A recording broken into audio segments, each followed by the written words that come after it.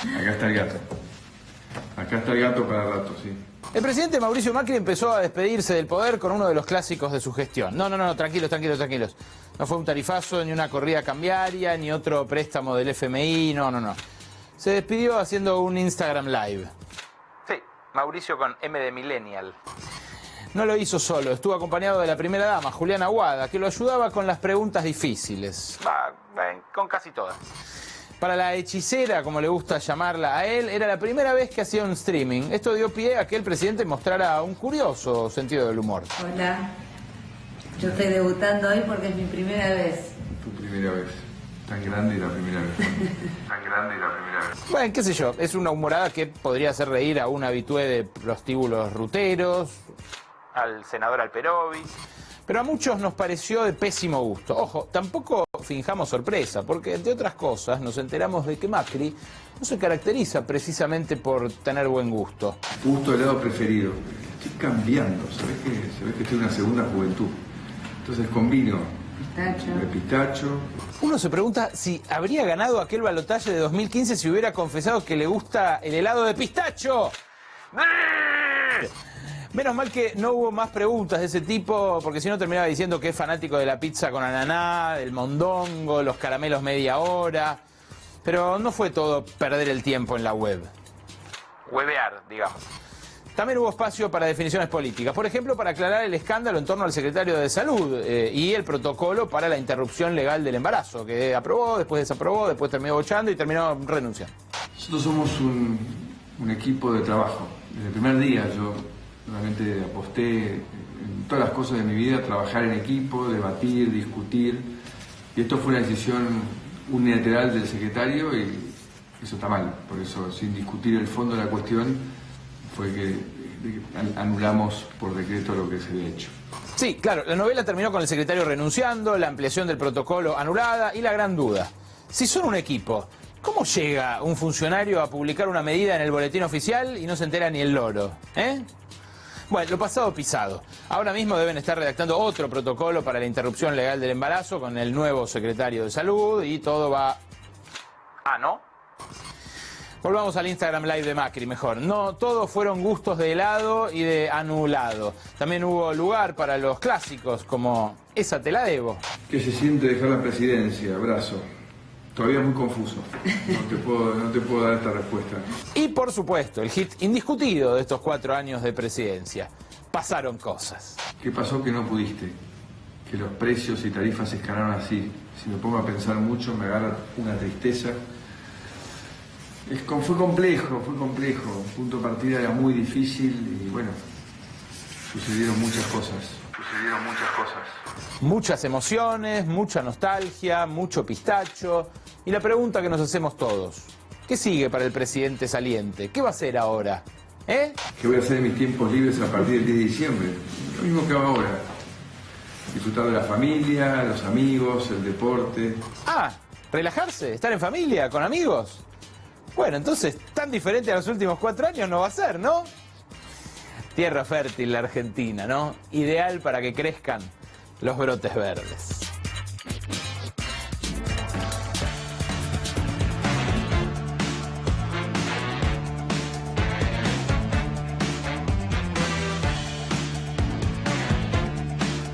Buenas noches, bienvenidos, bienvenidas. Gracias por sintonizar Brotes Verdes como cada martes acá en la pantalla de C5N. Este programa empezó el año pasado destapando una olla, un escándalo, algo que fue creciendo con el correr de los meses, que luego con el correr del año pasado se convirtió en una causa penal, en una causa judicial, y hoy es la causa que más inquieta al presidente saliente, a Mauricio Macri. Estas barreritas, las barreras del peaje, son las barreras que pueden llevar a prisión al primer mandatario actual, todavía, y a uno de sus ministros emblema, a Guillermo Dietrich, el encargado de transporte, el hombre que le dio a los ex socios de la familia presidencial una suma equivalente a 700 millones de dólares que se van a cobrar, no del Estado, sino de vos, de mí, de todos los que usamos las autopistas, que son los principales accesos a la ciudad de Buenos Aires, el acceso oeste y el acceso norte, la Panamericana, de acá hasta 2030. una extensión de una concesión que no se relicitó y que llegó a cambio de un supuesto levantamiento de un juicio que al final no existía. Esta noche te voy a contar en exclusiva lo que va a declarar este viernes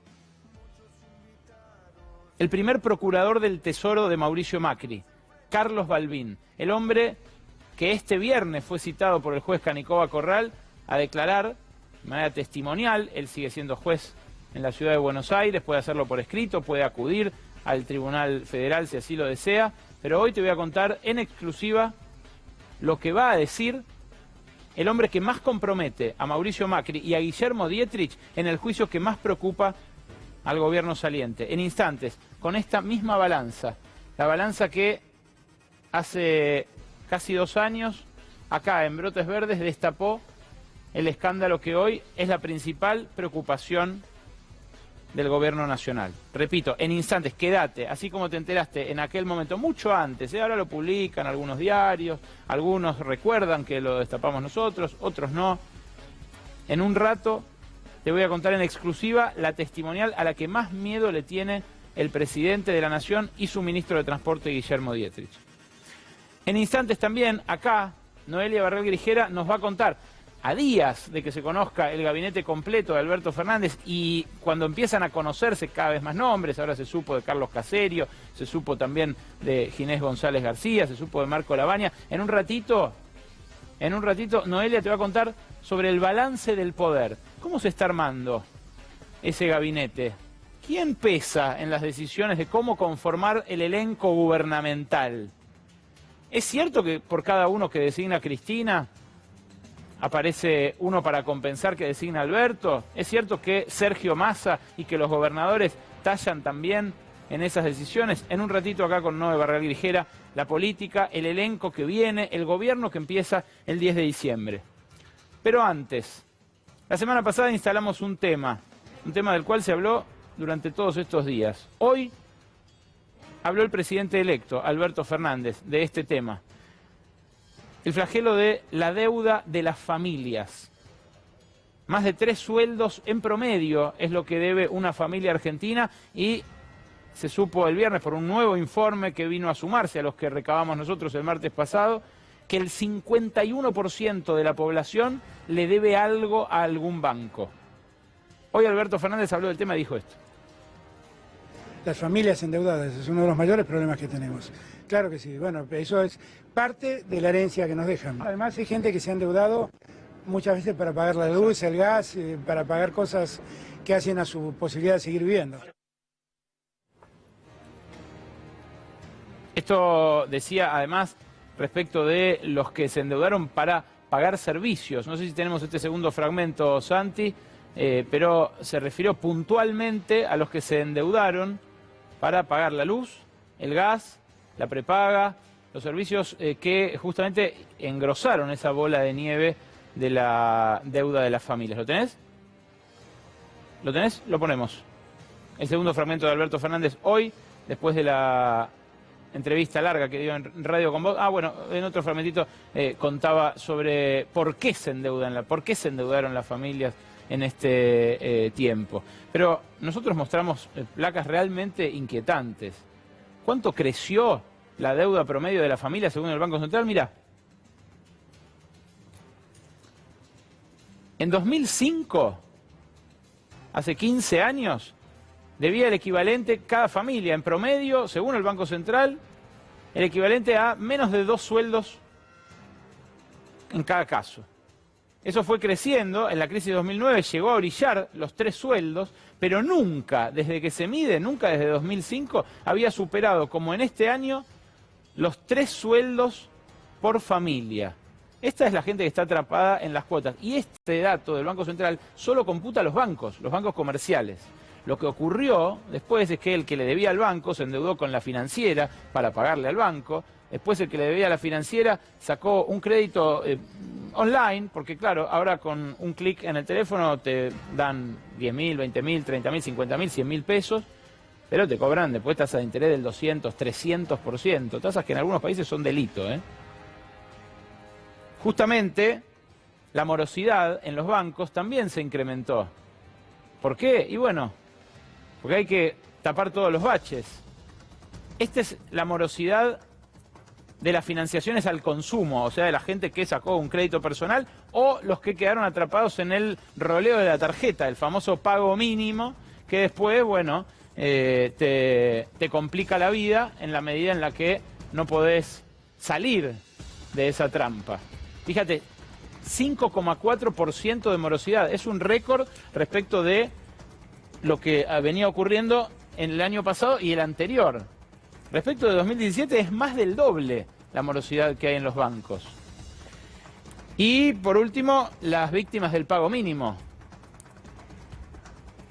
¿Por qué esta morosidad aumenta como aumenta? Bueno, por esto. Porque 25 millones de plásticos generan una deuda promedio por tarjeta de casi 17.000 pesos. Y al que paga el mínimo y rola el resto, le cobran una tasa efectiva anual promedio del 124%. En muchos casos es muy superior. Si son tarjetas no bancarias, por ejemplo, es muy superior a esto. No en vano, Alberto Fernández decía esta tarde, al salir de esa entrevista en Radio Con Vos, que la situación de las familias era muy complicada justamente por esto, por el endeudamiento. Los que hicieron más bochinche y se hicieron oír, y hoy Fernández les prometió una solución perentoria, son los endeudados UVA, los que sacaron un crédito hipotecario actualizado por inflación. Pero el drama no es solo de ellos. Hay un montón de gente que ni siquiera tenía para el adelanto de un inmueble o que ni siquiera tenía para hacerse de esa inversión y que igual está hasta la manija. Gente que tiene la mitad del sueldo comprometida en cuotas entre el banco, la financiera, el prestamista particular, que a veces también está, y esas son en dólares en muchos casos. En fin, un verdadero trauma para un montón de familias. Pero nuestro tema de hoy, nuestro tema central de hoy, es el campo minado. Y ese es también nuestro hashtag en las redes sociales para que nos acompañen. Hoy, acá en la pantalla de C5, en el campo minado que tiene que transitar Alberto Fernández.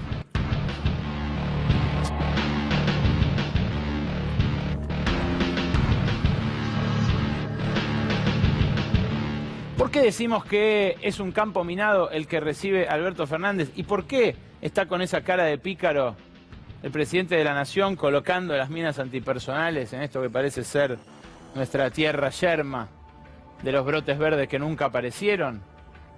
Bueno, hay un montón de factores que apuntan a explotar entre diciembre y abril del año que viene. El principal es la deuda externa, la deuda pública externa. En instantes vamos a hablar con Eric Toussaint, que es uno de los referentes en el planeta que aboga por la auditoría de las deudas y la anulación de las deudas del tercer mundo.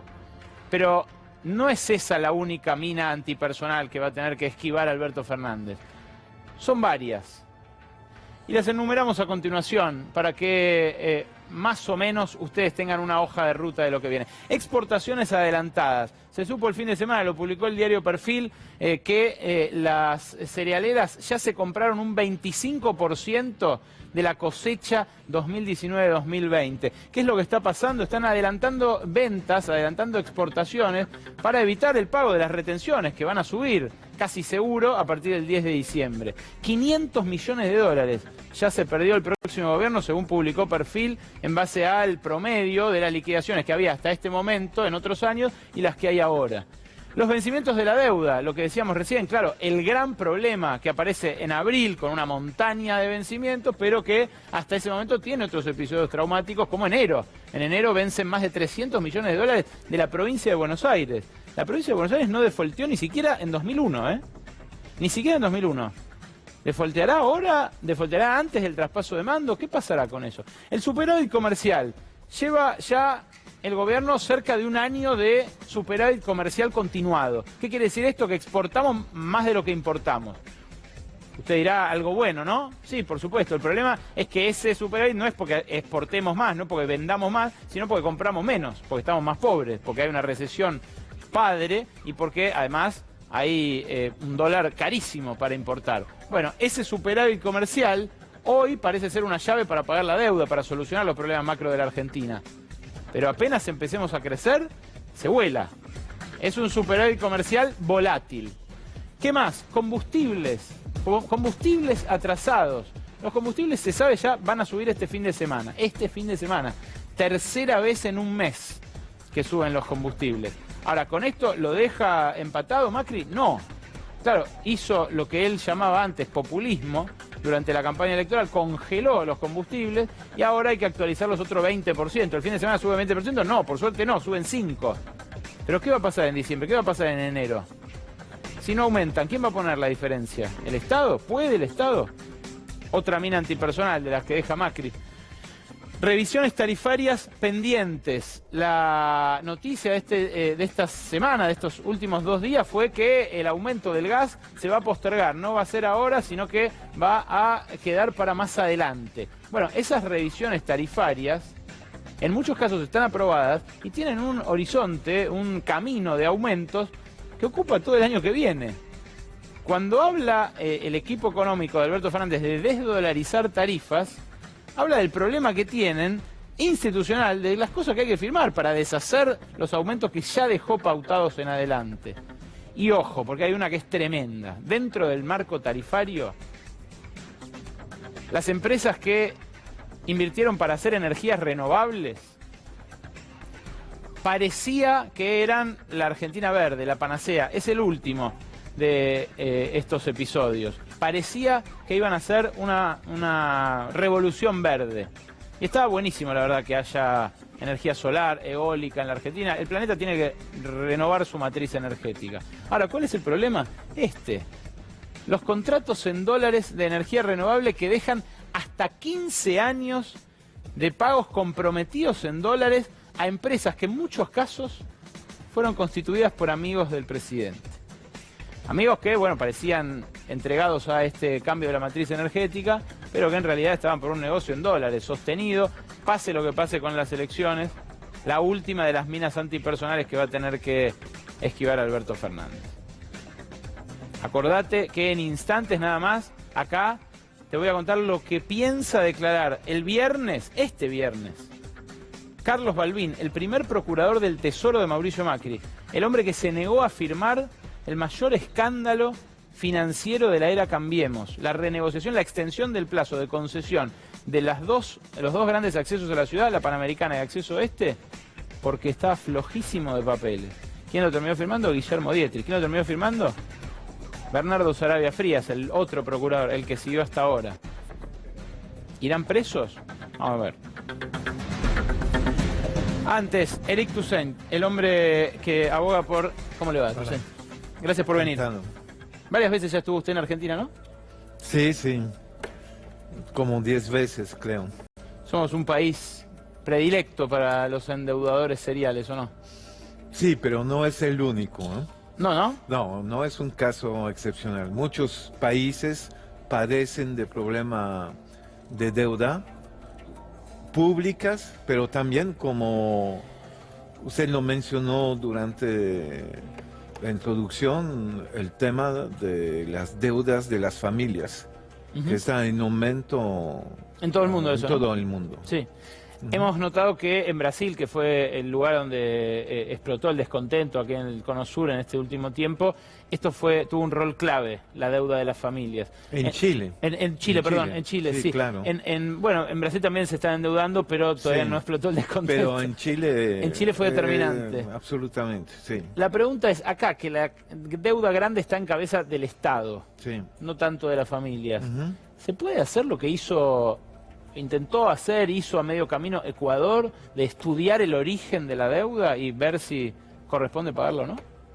No solamente se puede hacer, hay que hacerlo. Es decir, que yo diría, es algo elementario para respetar la democracia, de analizar a quién se debe la deuda, por qué se acumuló tal nivel de deuda, quién se benefició de la deuda, ha servido la deuda para mejorar el interés o respetar el interés general de la población, o favoreció una minoría ya privilegiada. Y entonces auditar la deuda es un ejercicio democrático fundamental. ¿Quién más lo hizo además de Ecuador esto, Eric?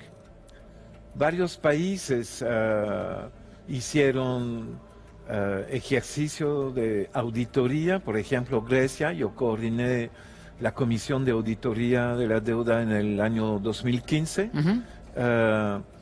Y hay muchas experiencias en Europa de auditoría al nivel municipal. Por ejemplo, la tercera ciudad de Italia, Nápoles, está lanzando una auditoría de su deuda municipal. Ah, interesante. Sí.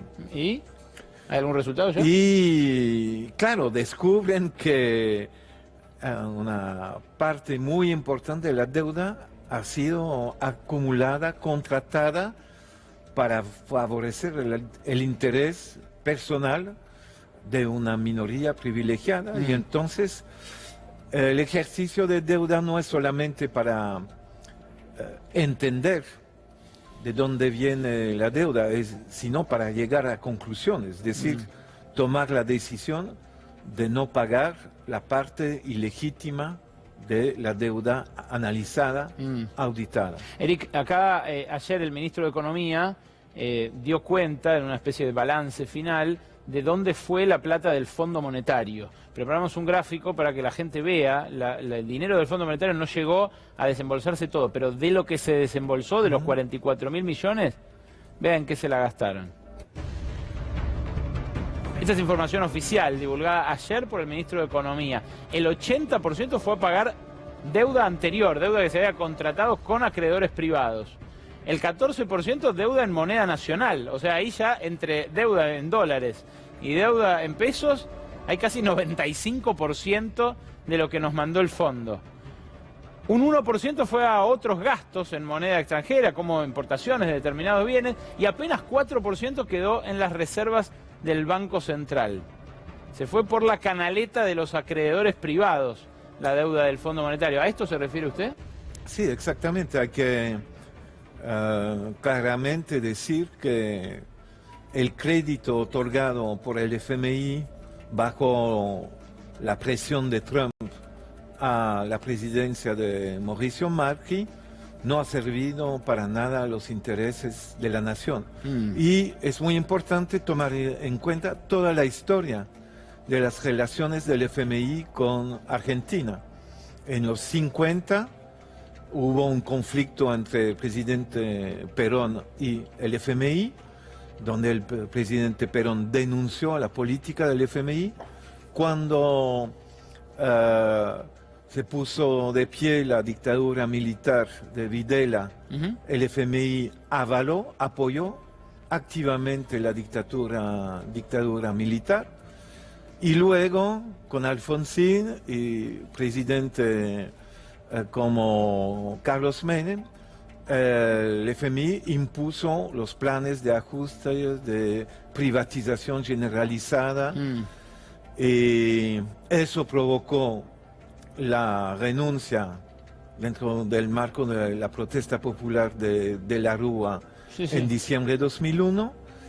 Así que es una larga historia, la historia del FMI con Argentina, larguísima, Eric, que provoca un odio hacia el FMI. El año pasado medimos nosotros en varias encuestas cómo percibía la gente al Fondo Monetario, y créame que los guarismos son de los más bajos que he visto. Si hay una institución desprestigiada en la Argentina, es el Fondo Monetario. Entonces, para mí es fundamental cuestionar la legitimidad de los préstamos del FMI a Argentina.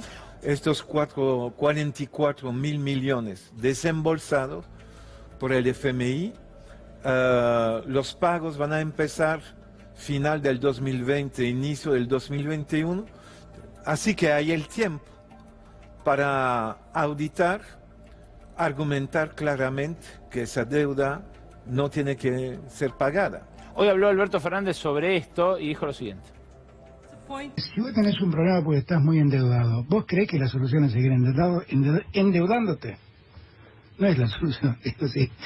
Y va a ir más o menos como el tipo que ha tomado mucho y está un poco borracho. La solución no es seguir tomando vino, ¿eh? La solución es que dejes de tomar. A mí me parece que la primera regla que tenemos que tener nosotros es dejar de pedir dinero. El primer paso es dejar de tomar deuda. Sí, pero quedarán 44.000 millones a reembolsar. Sí, solo al Fondo Monetario. Al Si fondo, uno cuenta a los acreedores también, Macri deja 100.000 millones de dólares sí, más. exacto. La pregunta Entonces, es ¿qué plan se va a imponer ahora? Y en esto hay algo de información que puedo compartir con ustedes. Dentro del equipo económico hay un debate y lo que pareció sugerir hoy el presidente electo es que se inclina más por la opción más dura en la negociación, que es la que sugiere Martín Guzmán. Un hombre argentino, platense, pero que asesora desde hace 11 años, trabaja con Stiglitz, el Premio Nobel de Economía, y que dijo durante 2 años no hay que pagar deuda, no hay que pagar intereses, hay que establecer una moratoria de los pagos y luego a partir de allí ver. Es otra situación la que propone, por ejemplo, Emanuel Álvarez Agis, o la que propone Guillermo Nielsen, o la que propone el mismo Matías Culfas, que es renegociar en paralelo con el Fondo Monetario y los acreedores privados un reperfilamiento, un patear para adelante los pagos y una quita momentánea de los intereses para luego volver a poder pedir prestado en algún momento. Lo que usted dice, Toussaint, ¿no implicaría una represalia por parte de países ricos que controlan el fondo, por ejemplo? Mira, hay varios ejemplos de países que se negaron a pagar la deuda, que entraron en moratoria, y fue el inicio de la recuperación económica. Lo dice el mismo Joseph Stiglitz analizando el caso de Argentina 2001-2005 y de Rusia 98-2000. Stiglitz dice el default, el impago, es el inicio de la recuperación económica, porque evitando el pago de una deuda ilegítima, tú puedes invertir en tu economía, en tu mercado, estimulando un nuevo crecimiento económico, lo que va a generar más ingresos fiscales y mejorar la situación económica de la gente. Y siempre encontrarás, si necesitas dinero, bancos que van a prestarte dinero, porque los bancos están en competencia para otorgar crédito a un país. Y entonces creo que hay una real margen de maniobra para un gobierno de decidir una moratoria, el tiempo de hacer una auditoría de la deuda para llegar a conclusiones claras y decir a los acreedores, señores, aquí son los resultados de la auditoría y tienen que hacer concesiones muy fuertes. Con el Fondo Monetario también hubo una parte de lo que dijo Alberto Fernández hoy en esta larga entrevista con Radio Con Vos. Extrajimos la parte más importante, escucha. Punto donde vos decís y que voy a ir a pedir, tengo un problemón y voy a pedir 11.000 millones más. Yo lo que quiero es dejar de pedir, que me dejen pagar. Yo no quiero firmar acuerdos que no vamos a cumplir. Esos acuerdos ya los firmó Macri.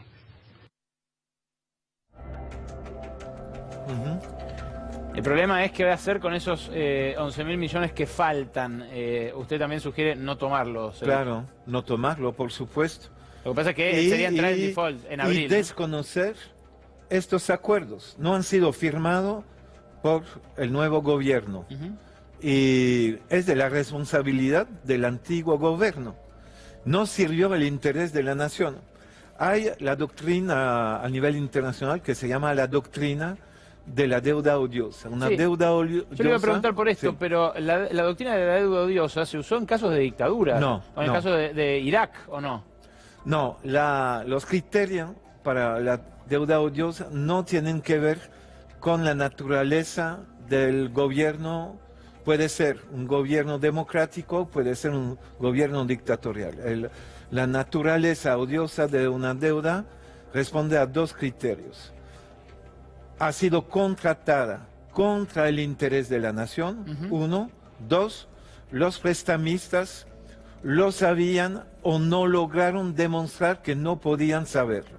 Eso es la jurisprudencia respecto a la deuda odiosa. Eric Toussaint, muchas gracias por venir esta noche a Brotes Verdes. Ha sido un placer.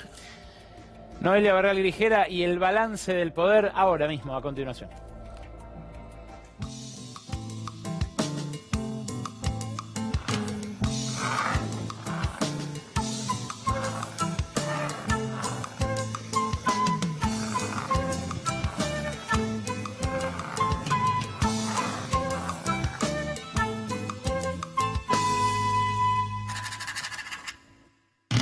UDA, al servicio del trabajador docente y en defensa de la educación pública. Borges y Cortázar vivieron aquí. Hoy, como un imán, congrega jóvenes escritores, músicos, cineastas y artistas. Palermo, un barrio que crece y nunca descansa. Y ahora con la nueva sucursal Bulnes de Adrián Mercado.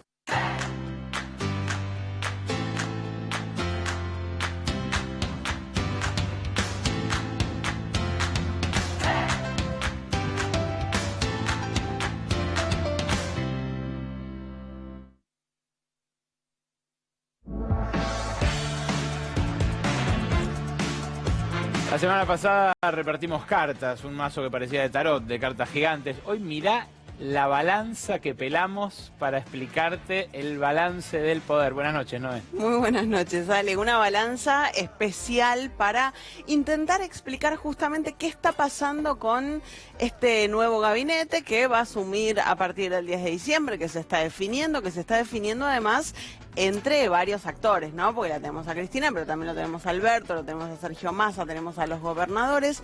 Tenemos acá un yenga de casi todos los nombres que suenan hasta este momento. A ver, dile si los ves ahí, ¿no? Un montón de nombres. ¿Estos de quién son? Esos son todos de Alberto. Esos son todos los ministros, secretarios, los nombres que están sonando de lo que es el búnker que estaba en la calle México y ahora está en Puerto Madero. Ok, bien. Lozardo, ministra de Justicia. Claro.